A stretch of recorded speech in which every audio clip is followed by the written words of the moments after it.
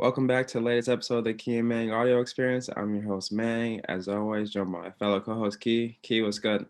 What's up, man? How you doing? I'm good. Can't complain. We got another special one on the pod today. We got a professor at University of St. Augustine, a PT, podcast, fellow cop, podcast host, and an author, Dr. F. Scott Feil. F. Scott, how are you? Great, guys. Thanks so much for having me. I've been listening to the show, love what you're doing, and just really excited to be here with you guys this morning. Yeah, we really appreciate you taking the time out of your Sunday to come have a combo with us. So we'll dive right in. Can you kind of tell us a little bit about yourself and how you got to this point?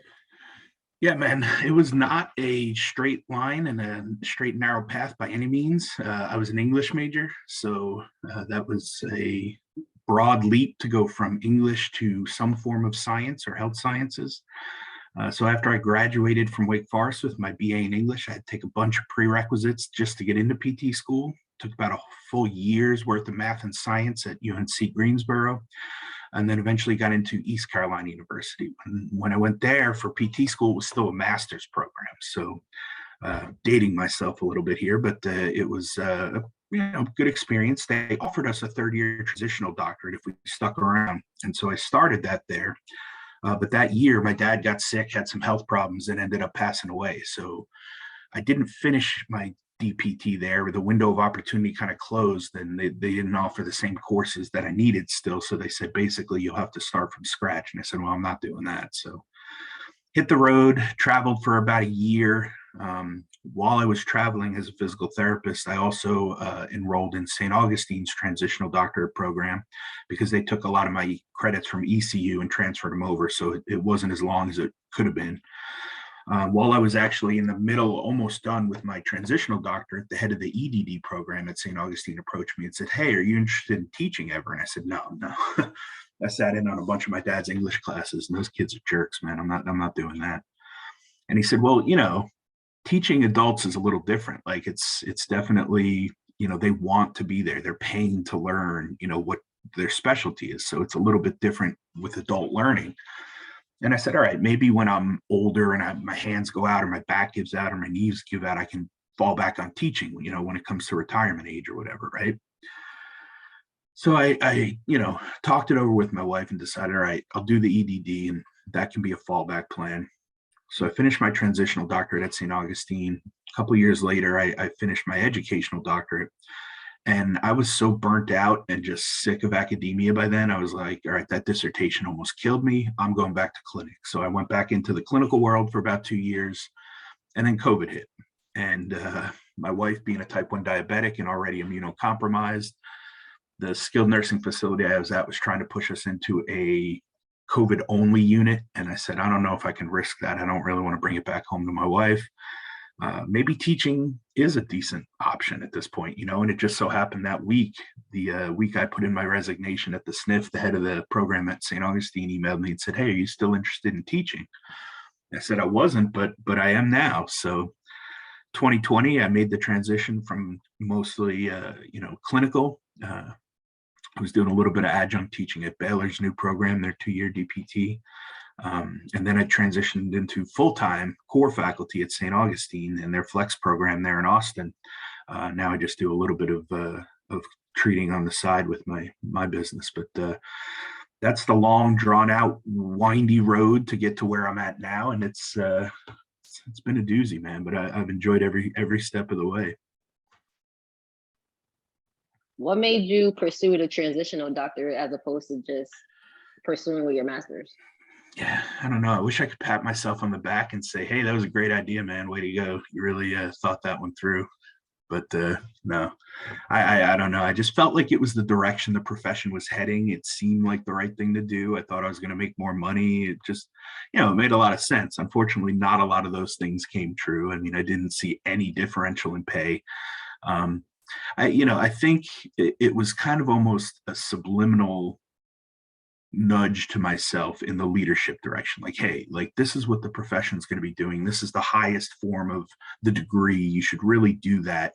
Lead by example, put your best foot forward, show people that you're trying to strive for the highest optimal level that you can for this degree in this profession. So in hindsight, I guess it worked out, because now I'm able to teach, even though I probably would have needed the EDD anyway. But, the DPT would have been a good way to get in to teach too at this level. If I wanted to start teaching without a terminal degree, I still would have needed the DPT. So, like I said, I wish I could pat myself back and say it was really well thought out, but it just kind of seemed like the right thing to do. So I went for it. Can you give us an idea of what tuition costs back when you were in school?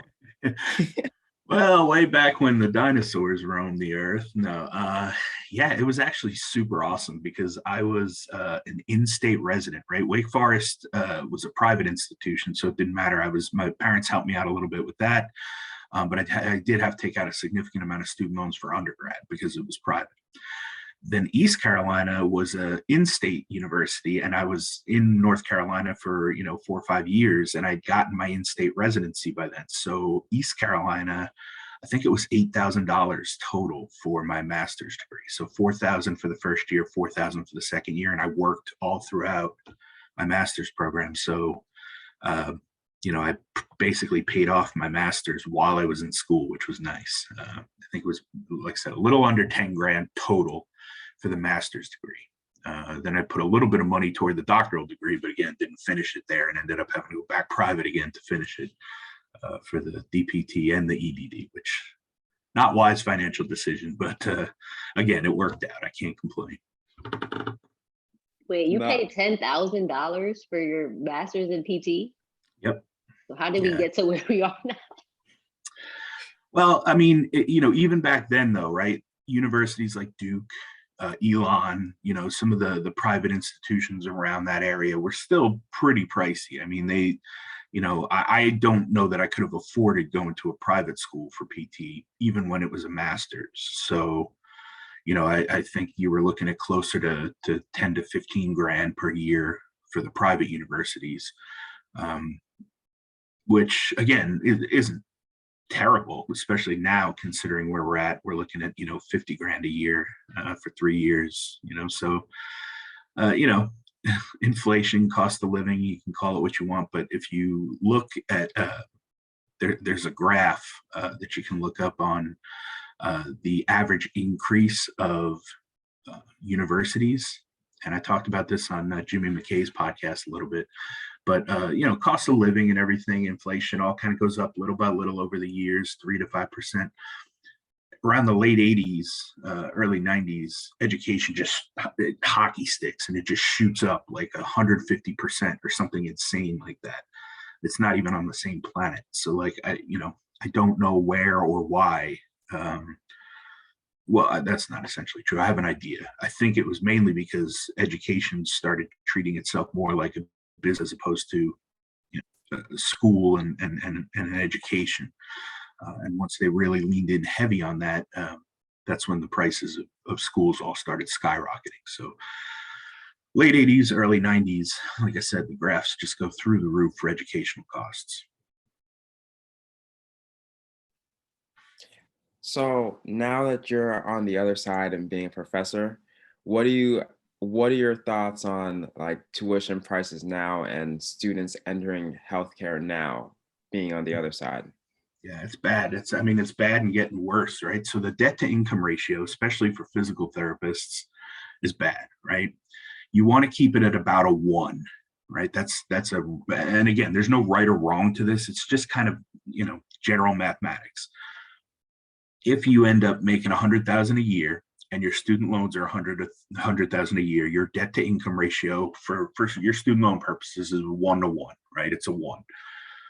Once you start getting more than that, right, and your student loans become 150, 200,000, and your income stays at that 100,000, and again, 100,000 coming right out of school can be done. It's just takes a little bit of work, right? You've either got to hustle a little bit, or you've got to find the right setting, right city, because pay is going to change based on where you're at and what setting you're in. But if you're at $200,000 worth of student loan debt, you're making 100,000, and now your ratio is at 2. It's not sustainable. You can't live on that. You're not going to have enough money coming in to then pay it out. And so, My biggest issue was, okay, if we're going to produce students now that are going to have to deal with this debt to income ratio, and they're coming out with $100,000, $150,000, $200,000 worth of student loan debt, the only way that I personally ethically and morally feel good about teaching is if I can open their minds and show them the different avenues which they can earn based on their degree, and the ways they can leverage their degree and their skill sets and their life experiences into different possibilities. And that's really where the book stemmed from. That's, a big portion of the podcast, the Healthcare Education Transformation podcast. We knew the system was broken, right? The healthcare system's broken. So of course the healthcare education system's broken. We didn't know how to fix it because we weren't experts. We hadn't even taught when we started the podcast, but we figured we could get the experts on and ask them what was broken and how to fix it. And so that's what we did. And the number one most given answer was cost. So that's when I knew if I'm going to personally do something about this, I got to figure out a solution to the cost. And luckily I had my own plan in place already and was working on 3 or 4 different side gigs and side hustles that all kind of came together, to expand into businesses. And that's really, kind of what I try to weave into my teaching now, is to show people that, look, we can go to, work and work a 9 to 5, and that's great. We're going to help a lot of people. But if you think bigger and you think about impact, right? How can we spread that impact? How can we make a bigger impact? How can we impact more people with our skills and our knowledge? And, that's where this all kind of tied together, I like that because it kind of gets into problem solving, and the more problems you can solve, the more income that you can make. Do you find that it's hard for your students to kind of grasp that concept of, I have a DPT, like I don't need an extra side hustle to create extra income because this is what I came to school for? Or do they kind of just like, oh, that makes sense. If I want to dive into a side hustle, let's do it. Yeah. I think the biggest issue is they don't know what they don't know, right? So they're coming in and they're so streamlined and focused and tunnel vision on passing anatomy and physiology and exercise science and therex and biomechanics and all these classes, and they're so like just focused on the zone that sometimes they don't take that step outside to see the bigger picture of, like, at some point they're going to graduate and take a board exam and pass and be a licensed clinician. Then what? Well, okay, great. What's your next step? What's your big plan? What's your why behind all this? Why are you doing this? Why are you even in school to be a physical therapist, right? And I think the very first step is just recognizing that we don't just have to be that typical clock in, clock out 9 to 5 physical therapist, right? We can do more. We can be more. I mean, patient care and clinical care, in my mind, should literally just be the tip of our iceberg, right? It's like those pictures you see where you see the top, of the iceberg success, but under the water, there's all those steps that it took to get there. I think one of the successful things we can do is be a really good practicing clinician, right? That's what we went to school for. But that should just be the tip of the iceberg, right? All the things underneath the water that we can do, we can use our knowledge to help educate the general public, right? By putting on seminars or webinars or whatever, health fairs, right? We can use our skill sets, our organizational skill sets that we've learned on how to prioritize when it came to studying and getting through each semester. We can use some of those skill sets in order to put together a business and standard operating procedures and show other people how to do things in the right order, the way that it needs to get done, right? We can use all of our general background in health, exercise, fitness, nutrition, sleep, all that stuff to kind of make people healthy. And we can put that in books, in courses, in, any sort of programs that we want to put together. There's other ways to again, not just make money and earn, but to make a bigger impact. If I go and I use, for instance, my mobile physical therapy business, right? And if I go and I see a patient one-on-one, I'm going to affect that patient and they're going to feel better, probably, right? And that's great. For that 1 hour, I affected that one patient and they're going to feel better. They're going to get results. But if I go and I educate a moving company, let's say, right, a furniture company or a company that moves big, heavy stuff, and there's 50 employees, and I go and I educate them for an hour on proper body mechanics, lifting, team lifts, ergonomics, biomechanics, all that stuff, and I can break it down in terms that they understand because they didn't go to PT school. Well, now I've just affected 50 people, right? And there's a strong chance I'm getting paid a lot more for that educational gig than I would for one-on-one treatment with a patient, right? So same hour of my time using the same knowledge that I gained from PT school, but just using it in two different avenues to try to have that bigger impact. I agree. I think that we definitely underestimate the skills we have just from being students. Like it doesn't even matter the degree. Like when you get to that like graduate level, there's a certain type of skill set that you need to succeed. And I feel like just breaking it down into like the smaller skill sets, you can apply that and help any population of people. And then talking about impact, I think with social media right now, like the digital era allows you to make an impact on a larger scale versus just treating people one-on-one. The information that we can give could be presented in like seminars, webinars, lives, podcasts, and that reaches an infinite amount of people. So it's really endless. You just have to get in the mindset to do that. Yeah, Key, you hit the nail on the head. I mean, how many people in the nation have a doctoral degree, right? It's like what, 4 to 6%, something like that. So we know more, especially when it comes to musculoskeletal issues and issues of the body and rehab. We know more than 96% of the whole country. Why aren't we out there putting our education forward? Why aren't we out there teaching and preaching about all the stuff we know and the great things that we can do to help people? You know, like we need to be amplifying the voices of any physical therapist, right? Or you know, there's definitely a need for us to kind of get the megaphone out and say, hey, this is a great profession doing great things, and as long as you leverage it appropriately, you're going to have a great career. You know, the problem is the general public doesn't really hear enough about us or see enough about us. We have to do the educating. We have to do the advocating, and that, you know, is fine, I think, but we need to take that charge and make that step forward and lead, you know, by example and say, hey, look, we know our place, we know our knowledge, we know what we're good at. Here it is, right? And we need to be out, you know, on morning shows. We need to be on radio shows. We need to be doing podcasts. We need to be writing books. We need to be writing articles for newspapers and for magazines. We need to be picking all that stuff up. And oh, hey, by the way, some of that stuff gets paid. So, you know, little perk on the side too, while I'm advocating and writing these articles and doing these things, right?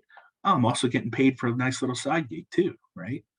Speaking events, right? Getting on stage and motivating, right? Doing speaking engagements, right? Talking about your specialty, whatever that may be. You can turn that into a full-time business if you wanted, you know? And I think, you know, we as therapists just need to be thinking a little more outside, a little bigger than just, like I said, that 9 to 5 clock in, clock out patient care stuff. We talk about this, sorry, man. We talk about this all the time, like being exposed to different things. So I feel like if you aren't exposed to that going into school, it is going to be a little different coming into like your class and hearing it. So it does take a little while to get used to it and probably buy in, because I think PT school doesn't really promote that. It just is like, oh, you can be a regular staff PT and then move up to be a director, and then that's it. Like that's all that's presented. So I understand why like it's hard for people to buy in if you haven't had the exposure prior to entering PT school. Yeah, exactly. Like I said, my students, they just don't know what they don't know. You know, they come up and they show up for school and they work really hard on their classes, and they know they want to be a physical therapist, but they may not know which setting, they may not know, you know, which specialty, if they're going to pursue a specialty or fellowship or residency, whatever it may be. But again, sometimes you can't see the forest from the trees, right? So you've got to kind of take that step out to really look at the big picture here and say, what is my game plan? What is my 5-10 life plan, right? What do I want to work on that I know can be scaled, right, beyond just physical therapy, right? Because some of the most, you know, exceptional authors and speakers and people that are doing all these great things they were something before they started, and then they had to go further and further to something bigger, to get outside of their box, outside of that 9 to 5, and really see the big picture. So we need to push that more. We really need to focus on that. And what's cool is that you can use that passion, whatever your skill set is, whether it's writing, whether it's speaking, whether it's talking to people, you can use that to leverage, to kind of like you said earlier, you can use it to leverage and become a paid opportunity to, you're still doing what you love, but now you're just getting paid for it, which makes your quality of life better. You're more joyful to approach the day every day because you're doing what you love. You're helping the people you want to help. And I think it kind of just opens a new set of possibilities that you didn't think was possible before. But there's so much that is possible because of the profession that we're in, and that Exactly. that we haven't really tapped into yet. Yeah, man. I mean, that's one of the key takeaways there. The one word that you said there is leverage. It's all about leverage. I was afraid when I was taking my EDD, when I was like 3/4 of the way done, I was almost finished. I had one more class and then my dissertation. I was like, what am I even doing with my life? Like, I don't want to teach. Why am I taking an EDD, taking on an extra 40 grand worth of debt? What am I doing? And I really thought about it. And I was like, man, I don't know. So luckily I had some really good mentors within the physical therapy world and then outside of the physical therapy world, as far as like business and stuff went. And I was like, I don't know what I'm doing here. And they were like, look, it doesn't matter. As long as you leverage your career, your experiences, and your knowledge and skill set, you can do whatever you want. You'll be fine. And that's just it. We have this doctoral degree in physical therapy, in musculoskeletal, stuff that we just know.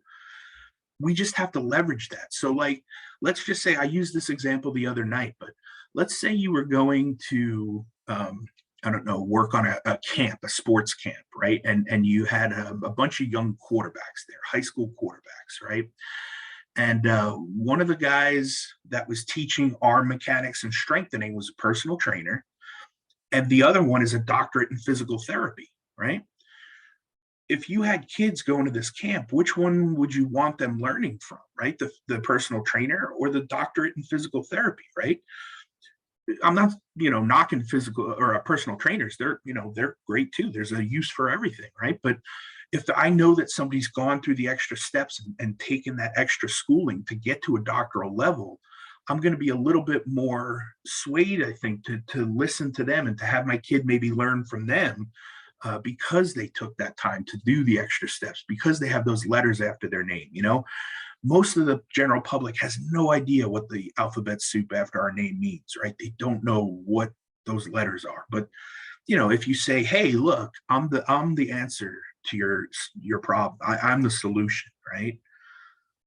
They're going to say, okay, well, show me how. Like, how do you know how to make the arm stronger and make a better throw and know the mechanics? Well, because I played quarterback in high school, and I love football, and I follow it, and I treat a lot of quarterbacks.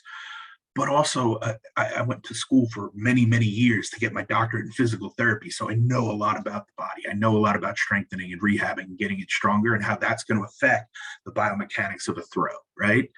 So again, now it's a much different conversation than just, I've been working for 10 years with people, getting them stronger, and I train them all the time. It's like, okay, there's just certain things that we can leverage that a lot of other people can't. And as long as you have a passion for it and you're in it, you're leaning into it, that's going to go a long ways. People are going to see that. And if you can provide that solution, that's a business right there.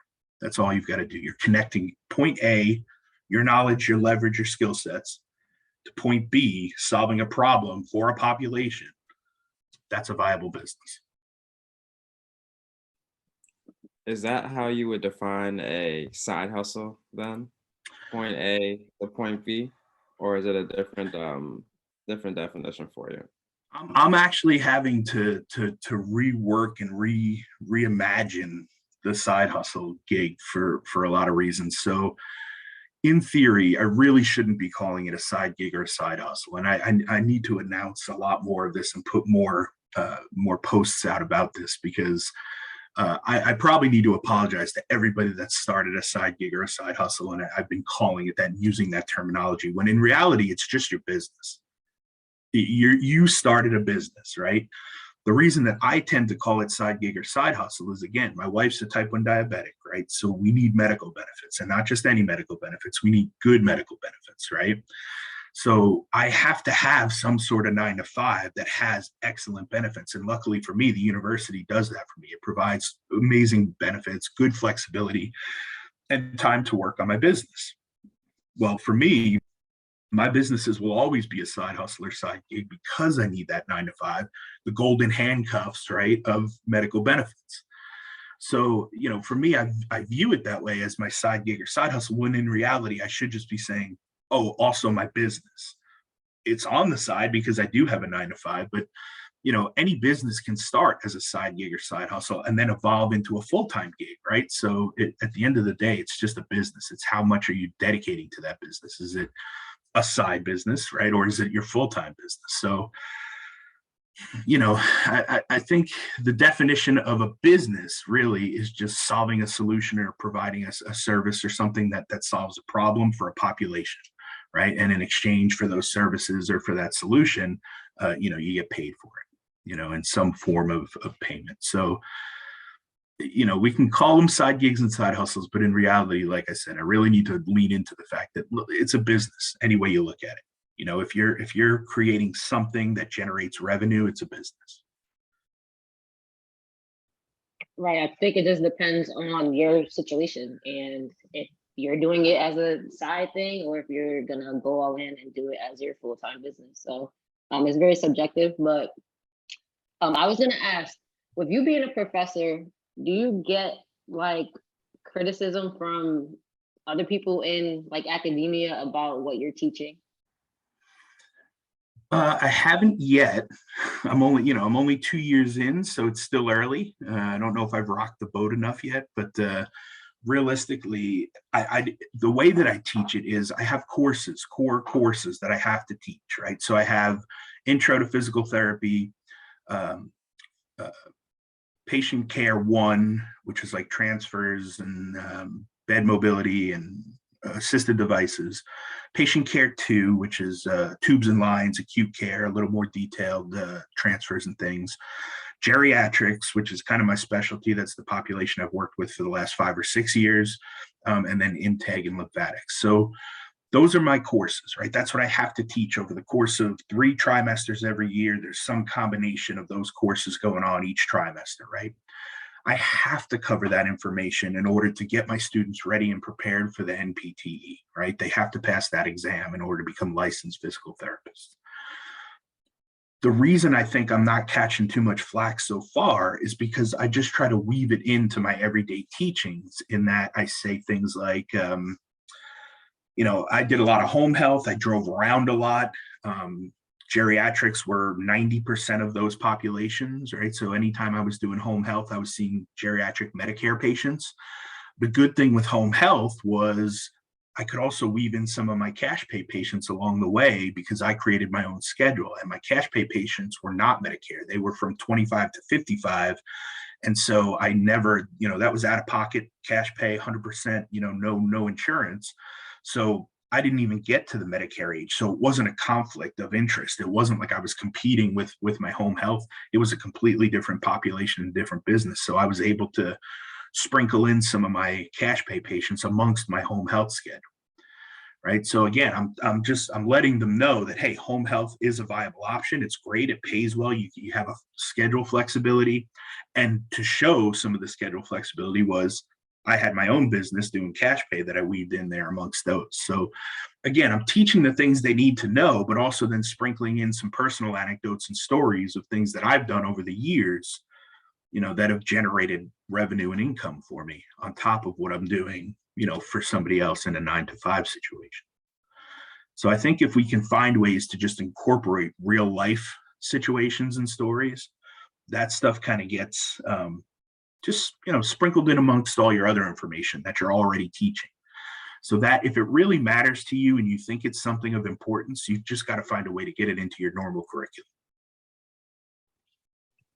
And then once you expose your students to it, then it's up to them to decide to ask more questions or figure out how you can help them to find their passions and what they're passionate about, which I'm sure Yeah. is probably something that's going to happen a lot more now that people see what options are available.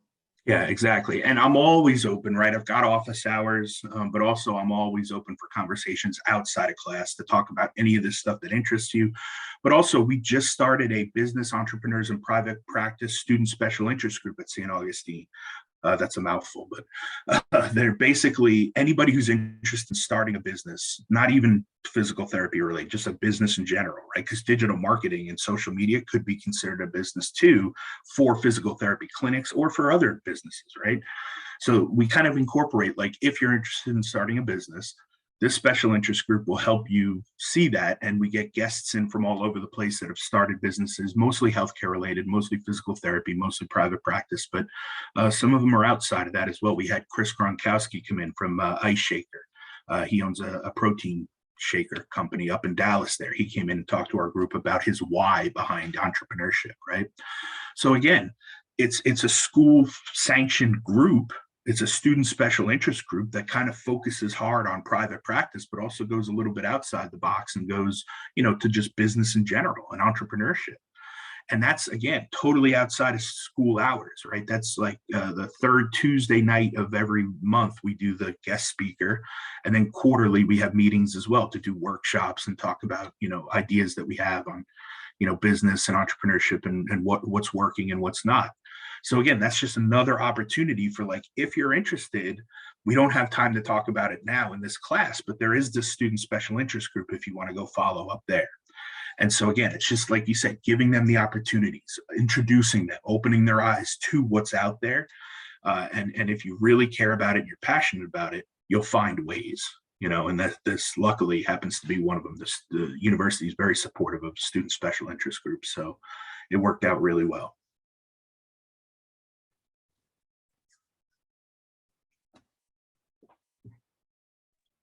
Yeah, no, that's a dope opportunity. I feel like I wish my school had the special interest group like that. Yeah, right. Me too. Me too. We didn't touch anything business wise in school, and I feel like I only got it just being part of SSPT or Greg Todd's World beforehand, and had that before coming into school. So then I was like, I'd be asking about business stuff, and then people would be like, "What are you talking about?" So I'm just like, I think now it's starting to become a little more common, and then you start to understand that it's important to have like other ways to supplement your income, because prices of school, like we mentioned, are going up, and our reimbursement rates or salaries are staying the same. So you got to figure out other ways to live your life. Yeah, and it's not just about, like, diversifying your income streams.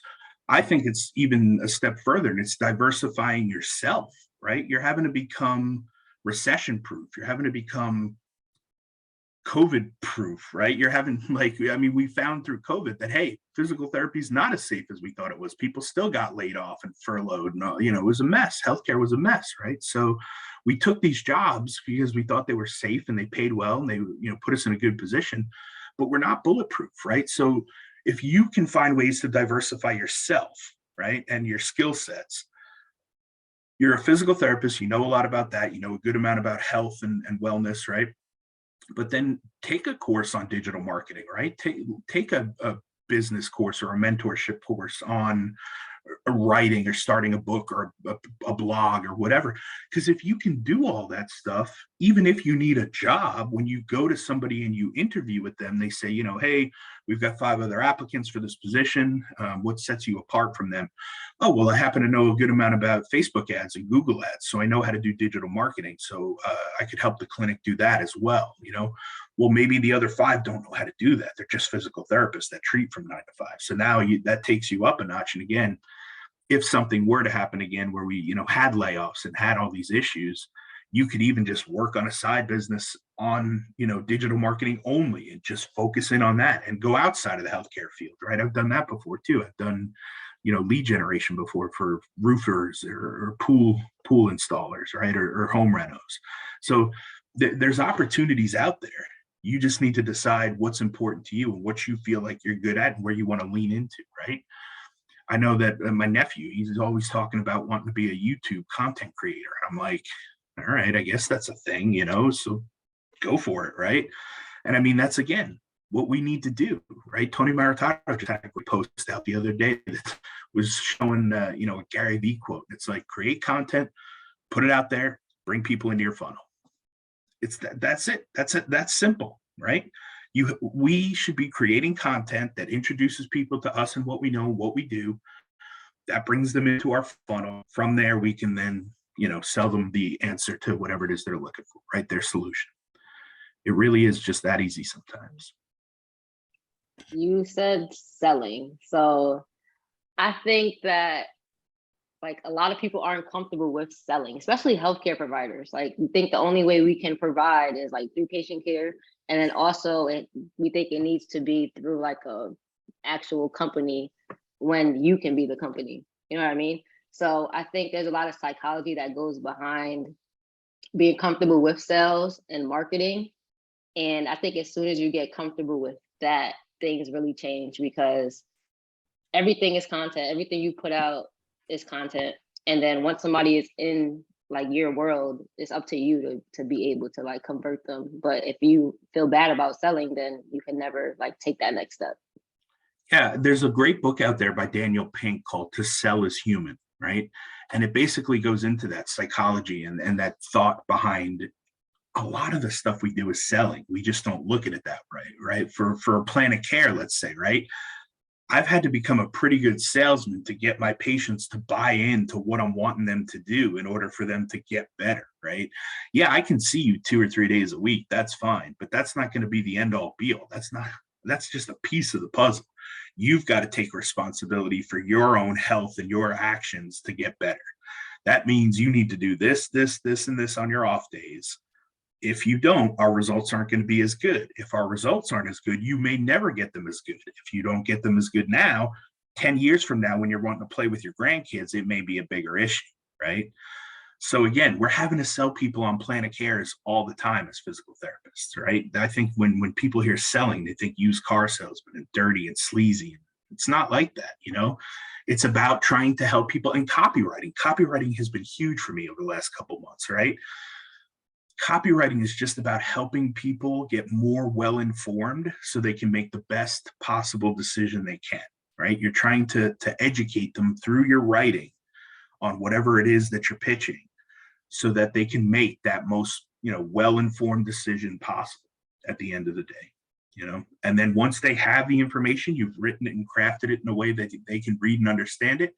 Now the ball's in their court and they have to make the decision. How many businesses do you have?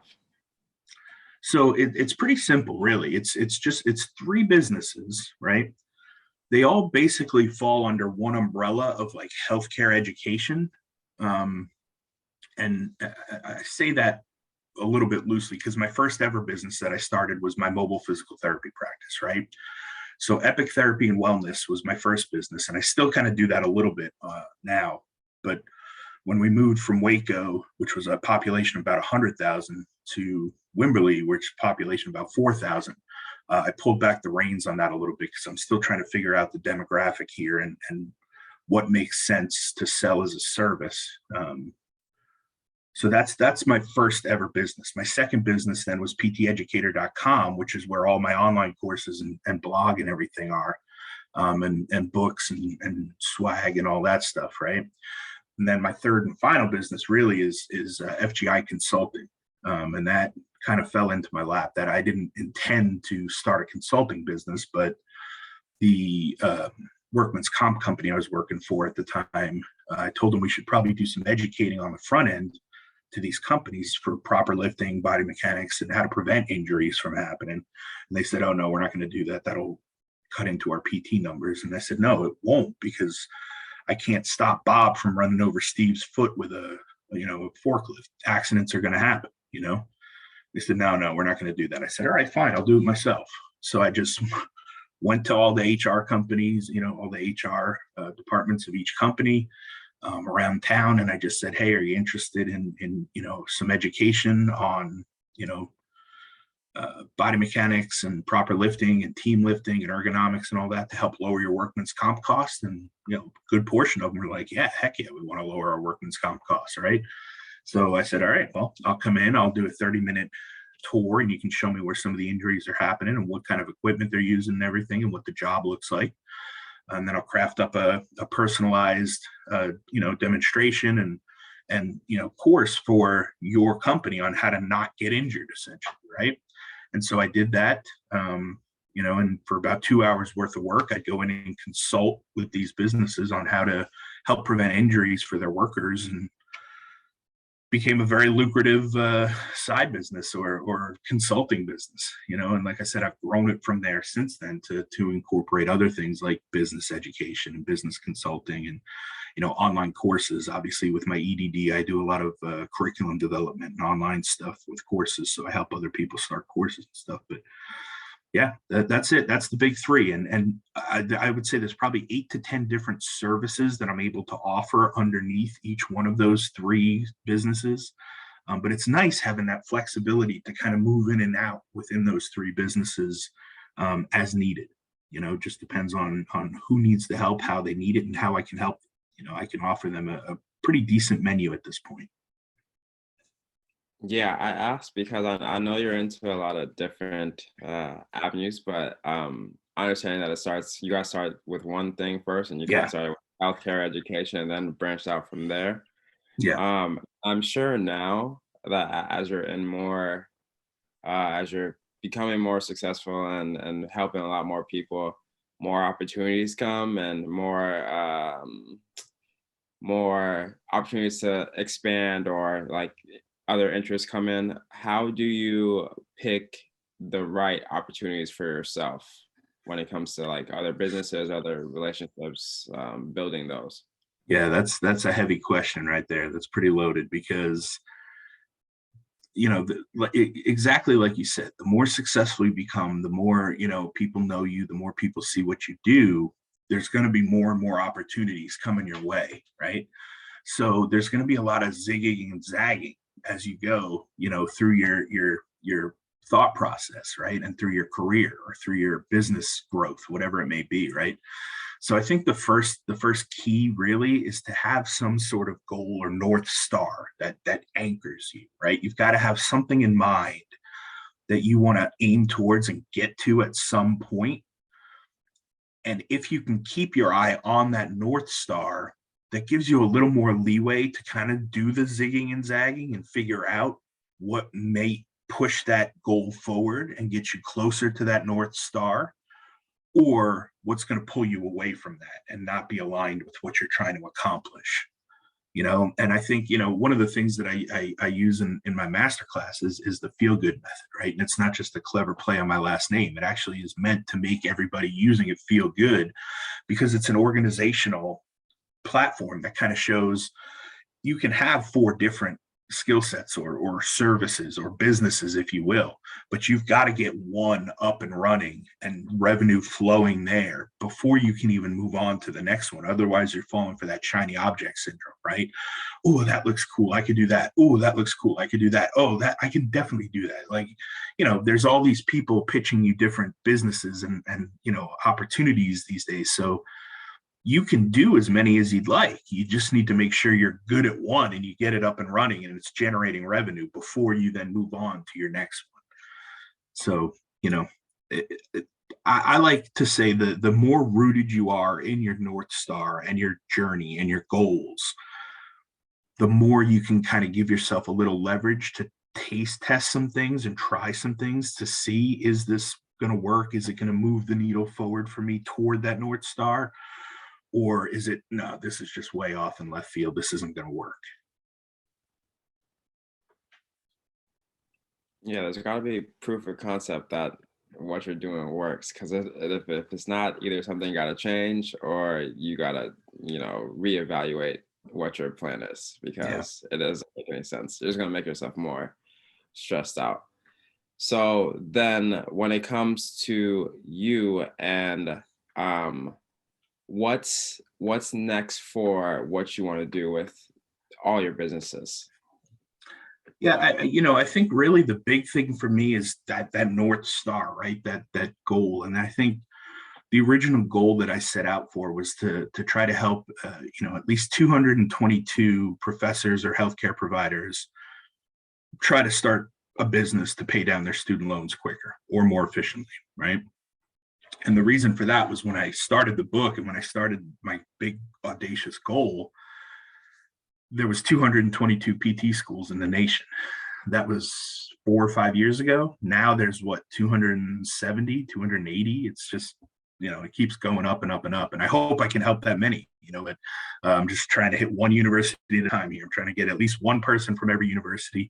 Everybody else that I help from there on is just an added bonus, so we'll see if I can get there. But I think, the big thing for me is really to just keep focusing on helping people start and scale businesses so that they can see what, their potential is really. And those businesses, to me, the biggest portion of this, my North Star, if you will, is really to center the business around your zone of genius or your passion.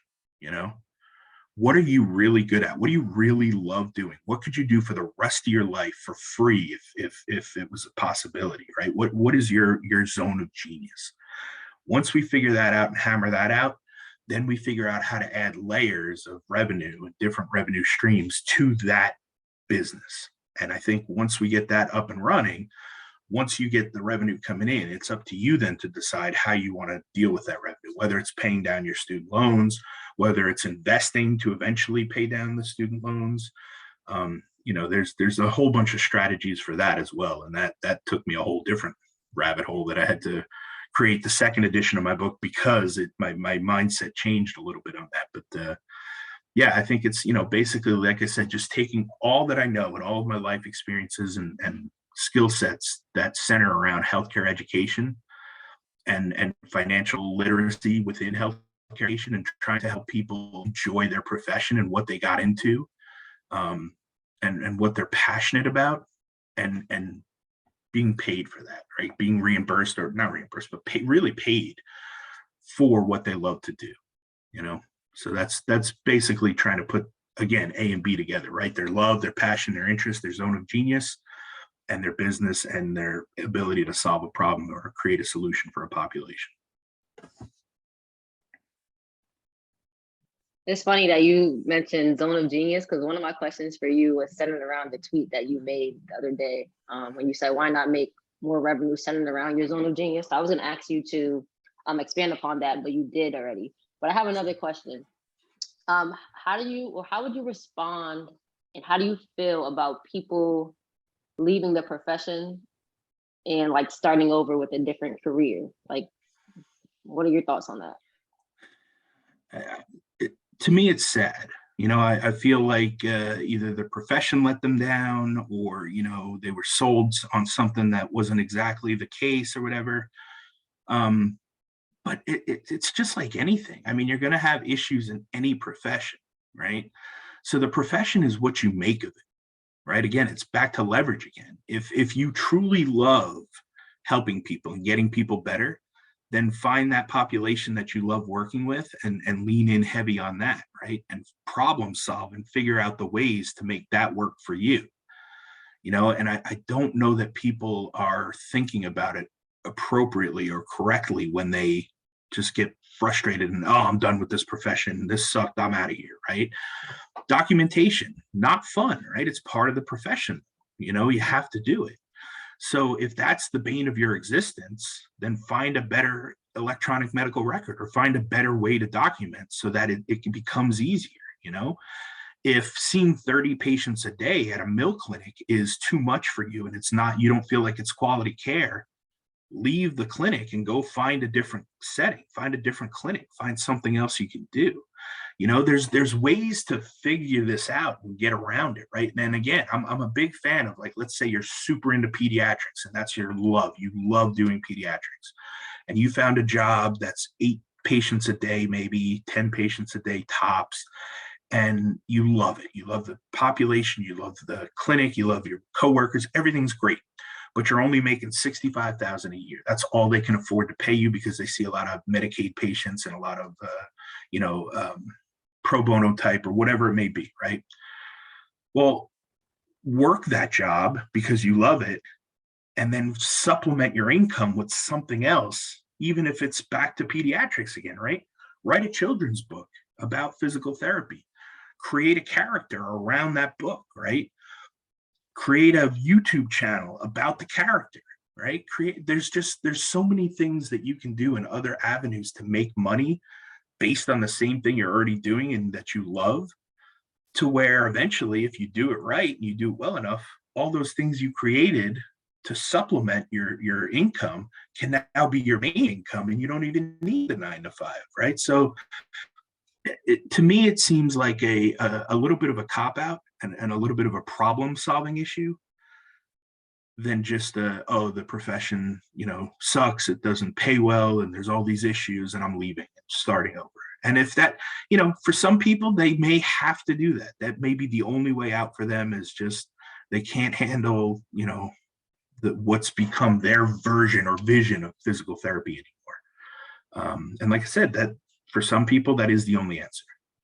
For the most part, though, I kind of feel like there are ways to succeed and have a good time with physical therapy as a profession. So sad to see people leave, but I also think a lot of it's a mindset thing. They've got to just change the way they're looking at it, and they've got to change their view of what they want. They have to get kind of real with themselves first and figure out who they are and what they want, and then attack it and go figure out how to get it,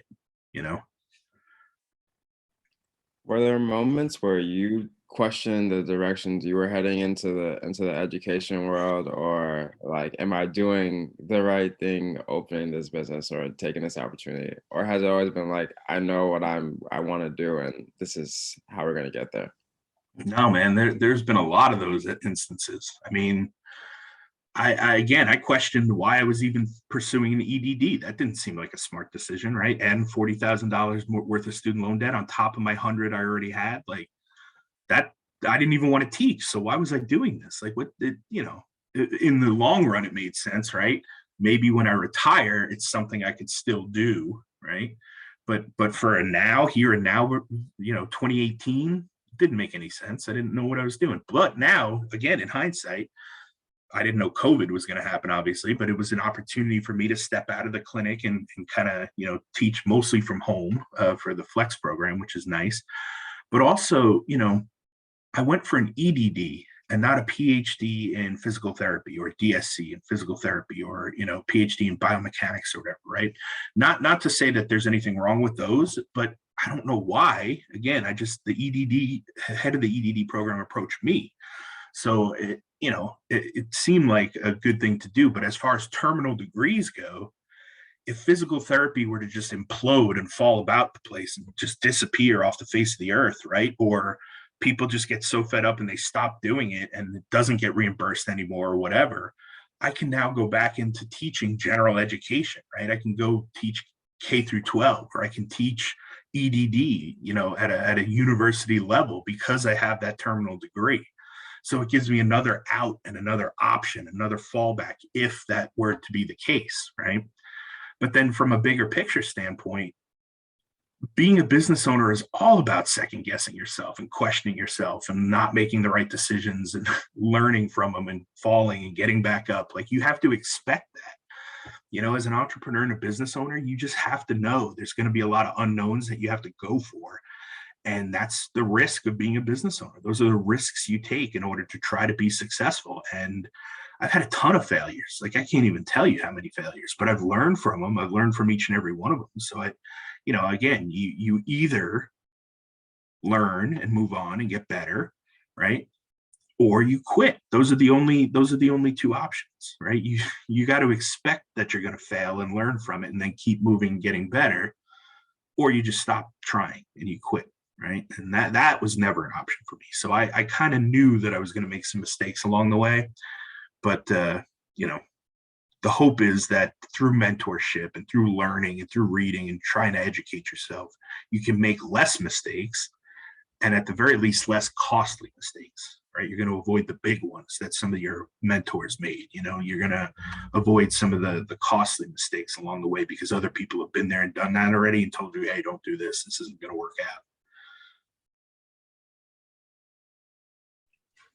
Yeah, no, Key, I think you just had a tweet about this, right? About like fail, reflect, implement, and then like just keep that cycle going or something like that.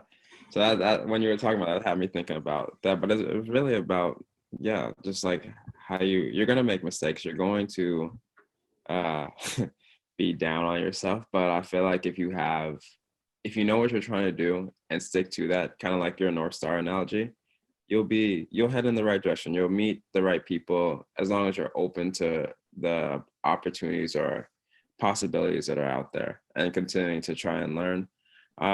So with all your, like, you have a lot of things going on. You got businesses, you got teaching, you got work, you got a family. How do you balance it all? Yeah, I mean, work-life balance is always a thing, right? People are always trying to talk about that. And truth be told, it's different for everybody. I think you've got to find what works for you. The biggest thing for me has been time blocking. I use time blocking pretty, I think at this point, successfully. It wasn't at first, but literally, have my whole day's worth of hours. I assign every hour, whatever it's called, whatever needs to be done that hour. Then I usually leave an hour or two at the end of the day for all of my screw ups and all my things that didn't get done that I need to like fix.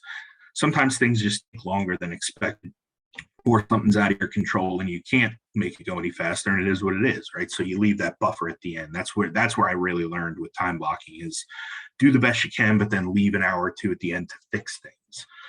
So time blocking kind of keeps me on schedule, keeps me accomplishing the little things I need to throughout the day.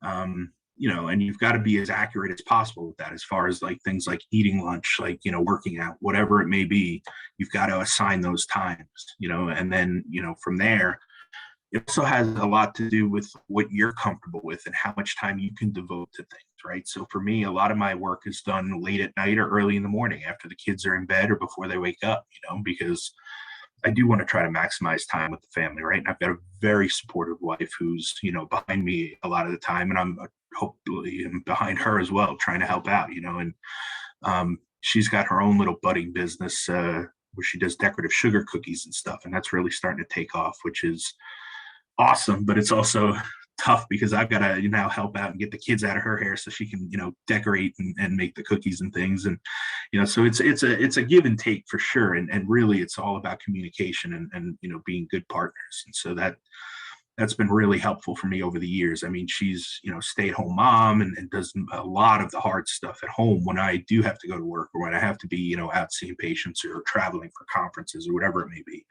So, just knowing that I've got her in my corner and that I can back her up when she needs it, it's been really helpful. So I think as long as you're on the same page and you're having those tough conversations and you're open with your communication, makes things a lot easier when it comes to work-life balance. But again, that's going to look different for every person and every individual. You got to see, what are the must-haves for you? What are the this is a deal breaker. I need this, and this. Are you on board with that? Can we do this, or is that not going to work? And then once you kind of establish those, having those open conversations and keeping the dialogue going is really what helps, hit the work-life balance, check marks that you need. I agree. I like that. So you're right. It is going to look different for everyone. And I think it just comes down to being self-aware. You can't have a work-life balance if you're not self-aware and know like what you need to succeed and feel that balance, and then also being able to communicate that. So it all starts with being self-aware. And I think that's a common theme we hear our guests on this podcast talk about, and then also just successful people in general, like being self-aware and then creating like feedback loops. So like the time batching or time blocking is a feedback loop. So you block your time and then you try to get through everything you set out to do, but then you take that time to reflect and then you go and make the changes for the next time. And it's this continuous feedback that allows you to make progress over time. Yeah, exactly. I mean, again, it's just trying to make little improvements every day, right? I'm not hitting home runs every day, I can promise you, but I try to do like one or two things each day that moves things forward, just to keep that forward momentum going. That's how businesses succeed, is constant forward momentum, you know? Even if you fail at something, you learn from it, right? And you take that as a positive learning lesson, right? And then you try to implement something the next day to make it better, you know? Yeah, exactly. I have a question in regards to student loan debt or just debt in general. What I know there's so many different ways to pay back debt depending on your personal circumstances, but what are some ways you see PTs paying off debt or healthcare providers paying off debt? Yeah, a lot of people like the Ramsey method, the snowball method, where you kind of pay off the smallest debt first and then go to the next smallest and then next and next and next or whatever, right? And it keeps getting bigger and bigger, and you can make bigger chunks. And there's some aspects to that that are fair, I think. I mean, you're getting a little momentum, you're having small wins along the way. I don't really buy into a lot of Dave Ramsey stuff, just because I don't think he has a clear vision on investing, how to kind of do a lot of that stuff. But for some people who need it, it could definitely work. The big thing for student loans, I think, is just finding a certified financial planner who knows specifically about student loans. And the one that I use is Chris Varela. You can look him up at Varela Capital. He knows specifically physical therapist student loan options. And for me, it was, if I were to pay him back straight up, it would be $1,700 a month. If I went to the income-driven repayment plan, which I did for a little while, it dropped it down to, I think it was about $700 a month. And then eventually he was able to find me the revised pay-as-you-earn plan, or the repay plan, and that dropped it down to $135 a month. But now what that does is it stretches it out over 20 years. And on the 20th year, whatever's left gets forgiven. But the way it gets forgiven is that I have to pay a tax penalty as if I earn that money on my salary. So now what you've got to do is take 20 years and come up with some sort of investment plan that gives you a chunk of money to pay that tax penalty on the 20th year, which really, for 20 years, whatever's left, I mean, you should be able to find a decent investment plan that dabbles in a little bit of stocks, a little bit of bonds, a little bit of mutual funds, to come up with 10 to 12% on your money every year, to where by the time you're at the 20th year, it shouldn't be a problem to pay off at all. Now, that being said, hopefully with the business that you've started, you're making enough money there that you'll also have the money to pay it off that way if you want to. So there's 2 or 3 backup plans in place as well. But again, your debt plan and your student loan plans are all based on everybody's individual plan and what their goals are and what their family life looks like, right? Because it's different if you have a working spouse versus, a stay-at-home spouse or no spouse. So all of those plans are different for everybody, and I didn't know which was right for me and my plans and my goals, right? And so it took me really seeking out that financial planner to kind of figure out, yeah, this is the one I need to go, and this is why. So finding somebody that knows, that can really sit down and go through your finances with you is going to be probably your best bet towards solving that problem. How'd you go about finding your financial planner? Yeah, network. There's 100% network. There's a lot of good people out there trying to fight the good fight when it comes to student loans, especially in the PT world and rehab world. I know Joe Renke at FitBucks is a good one. Like I said, Chris Varela is the one that I use. And a lot of these people came and approached me because of what I was doing and what I was, talking about, and just social media stuff I was putting out there about, starting different jobs or side hustles or whatever to help pay down your student loans. So, eventually these people came into my world because somebody introduced them to me, or they, sought me out on social media, and we struck up conversations, and it was kind of downhill from there. So you got to do your own research for sure, but there are some good resources out there. You just got to kind of ask around, poke around, ask people, your friends and family, hey, are you guys using certified financial planners? If so, who are they? And then, once you get that list, then you've got to go to each financial planner and say, hey, can you tell me what you know about student loans, specifically in the realm of physical therapy? A lot of them are good certified financial planners, but they know nothing about student loans and how those work. So I would hit LinkedIn and kind of start looking up certified financial planners specializing in student loan repayment, because I know there's a bunch of them out there. Or start with like I said, the resources that I gave you, because those are pretty good starting spots. Yeah, that's awesome. I'm gonna look into that. I think it's important for whatever you want to do to find somebody that specializes in your area as opposed to getting a more general approach, because you need to take into account your situation and what you have going on, because all advice doesn't apply to you. Yeah, I mean, it really can be drastically different for everybody. So, it's got to fit you and your plan, what your goals are and what your living situation is. Can you talk a little bit about your book, the PT Educator Student Debt Limiter, Multiple Revenue Streams for Healthcare Clinicians and Academians? Yeah, so I basically, when I first started that, it was specifically for PTs and healthcare professors, right? PT professors. The second edition is coming out probably any month now, if I had to guess. My guess, end of summer, early fall. The only major change is that, again, originally I had said, make all this money on your side hustles and side business and put it all toward your student loans and pay it off as quick as you can.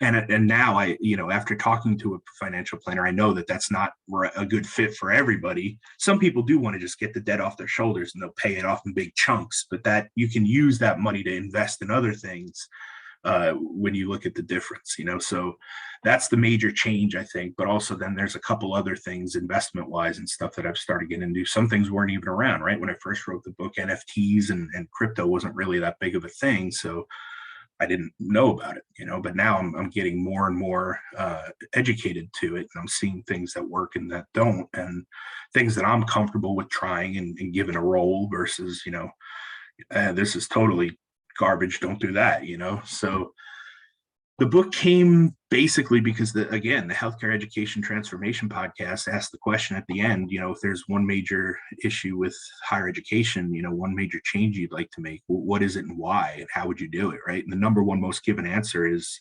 cost. Cost of healthcare education is too expensive. It's not sustainable. And so I said, all right, well, if that's the major issue that we're seeing, how can I change that? I can't change the tuition price of DPT programs. So what can I do? So I said, all right, well, let's go to the other end and show people how to make more money based around their skill sets and their experiences and their degrees, like I'm doing. And I'll just tell them my story and what I'm doing and show them all the things that I've worked on over the years and how it's making me more money. And that can go toward the student loans. And so, since then, it's actually helped a lot of people outside of the physical therapy realm too. I've had a English major, a PhD in English, come through my masterclass. I've got a earth-friendly business going through my class right now. She owns a business that sells gifts that are like earth-friendly and earth-conscious. So she's going through the masterclass. That'll be an interesting kind of trial to see if that can help. But the book basically is the foundation of my thesis and my theory that, hey, we need to get paid what we're worth, and our value is way higher than the reimbursement levels that we're seeing. So let's go outside of the insurance world and find other ways to bring value to people and solve problems, make that bigger impact.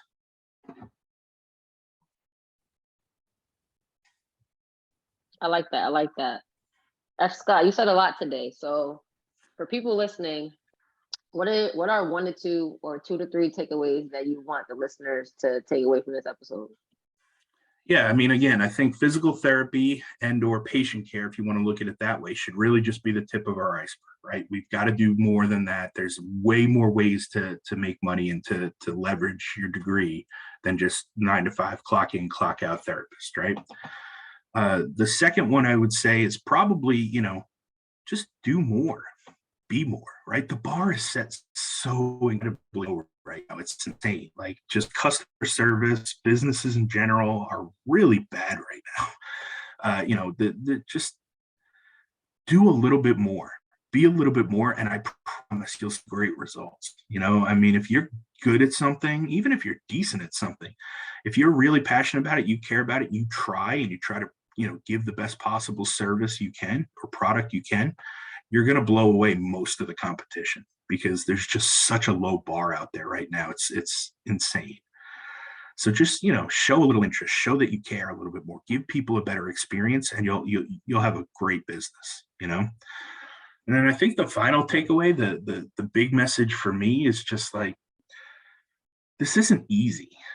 Starting a business isn't easy. It's not meant for everybody, and that's okay. But you still need to know how business works. If you're going to be a 9-to-5 clock in, clock out therapist, you still need to know how a business works.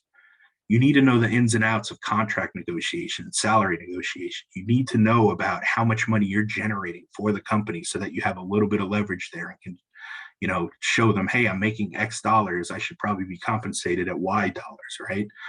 You need to know like how you can show your strengths and your skills to like sell yourself to your future employers. Show them how you can set yourself above the rest. So I think at the very least, having some minimal business acumen can help with any situation. But then if you do decide to go into entrepreneurship and start your own business, recognize that it's not going to be easy. It's not just, unicorns and rainbows all the time and everybody's high-fiving and cheering and it's easy, right? You're making all this money. It's a lot of work. And that's okay. That like hard work is good. It's good for you. You don't work yourself to death. You don't need 80 to 100 hours, but like find a comfortable zone for you and what works for you and put in the extra time, put in the extra reps.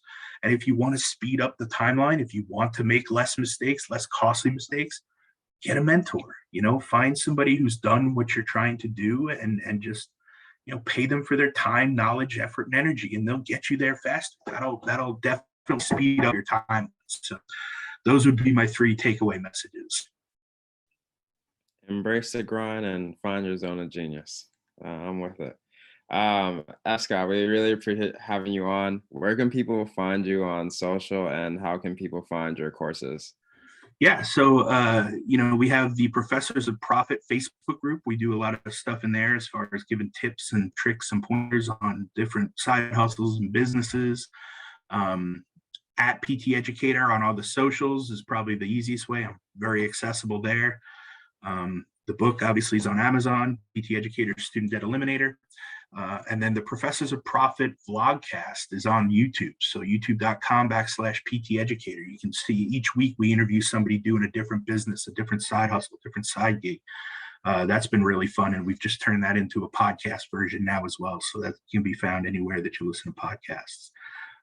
You can definitely find me on, social media as well at fscottfeil_DPT, but that's just my personal page. A lot of pictures of kids and cats and chihuahuas and, all the craziness we got going on in our life. But there's some business stuff on there too, but it's mostly just a lot of home pictures and stuff like that too. So I'm out there. I'm very accessible, look forward to chatting with you guys and hopefully, if you have any questions or anything like that, I'd love to chat business. I love talking shop. So enjoy it and appreciate you guys for having me on. It's been an absolute pleasure.